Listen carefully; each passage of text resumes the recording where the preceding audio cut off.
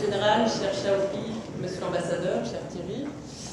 monsieur le chargé d'affaires, mesdames et messieurs les représentants du département des antiquités de Libye,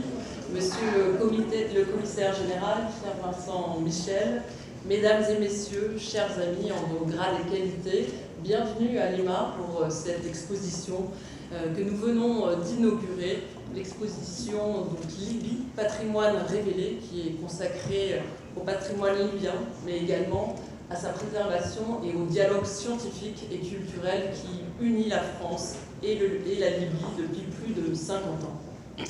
Ce titre de patrimoine révélé dit beaucoup de ce que nous célébrons ici ce soir, c'est-à-dire à la fois des vestiges, un savoir qui a longtemps été resté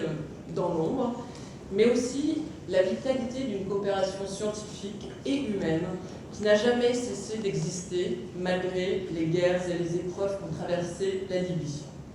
Cette exposition est donc née de la détermination des équipes de l'Institut du monde arabe, que je remercie, de l'ambassade de France en Libye, de la mission archéologique libyenne et des autorités libyennes qui ont souhaité, malgré les épreuves, valoriser un patrimoine archéologique trop peu connu, mais également le protéger de l'instabilité et des violences que la Libye a endurées ces dernières années et qui ont menacé, comme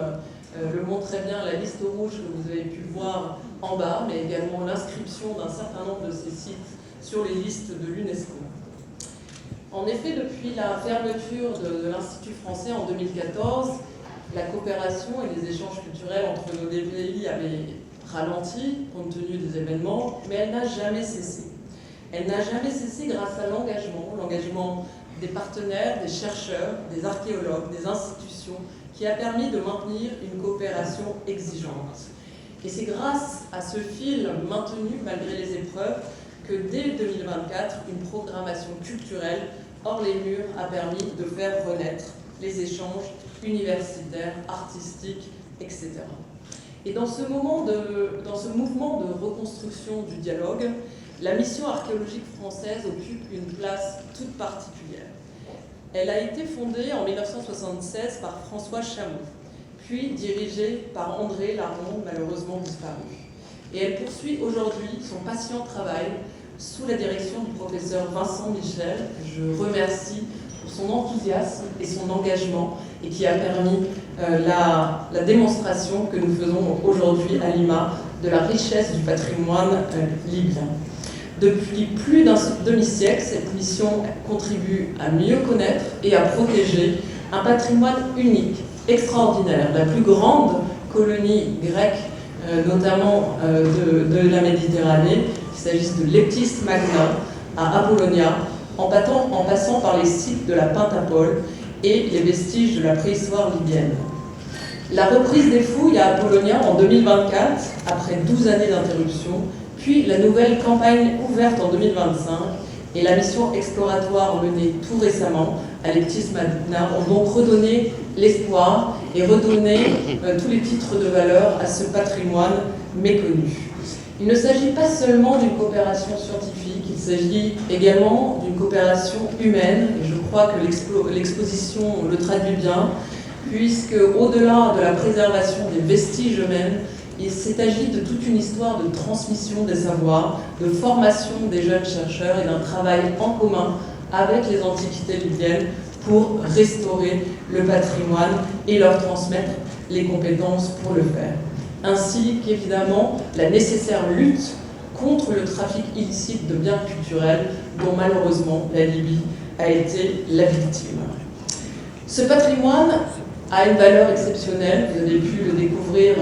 ce soir, parce qu'il raconte une histoire continue de présence humaine, une histoire continue du monde méditerranéen et saharien depuis la préhistoire jusqu'à l'époque islamique. Il dit d'abord que la Libye n'est pas une périphérie de l'histoire, mais un carrefour majeur entre l'Afrique, la Méditerranée, le Proche-Orient et le Sahara. Et à travers des sites comme l'Eptis Magna, Apollonia ou Sabrata, il révèle des siècles